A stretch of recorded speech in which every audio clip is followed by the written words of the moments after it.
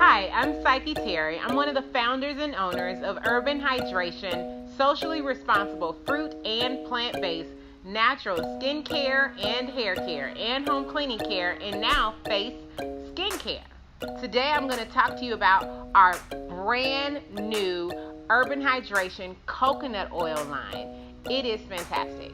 Let me tell you that coconut oil is the number one moisturizer that has flooded the marketplace. People love coconut oil, whether to eat with or cook with or moisturize with or even put on their hair. We love coconut oil so much that it's in every one of our lines except for our newest safflower oil line.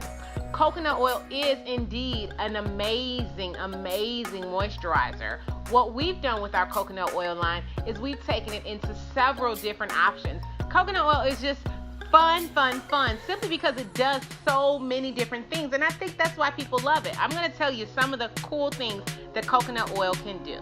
So it can help reduce scars, lighten scars, moisturize skin, deeply seep into skin, encourage new skin growth, cool your skin even when it's hot versus something super heavy. You can put on coconut oil to moisturize and cool your skin. It feels amazing even in the summertime.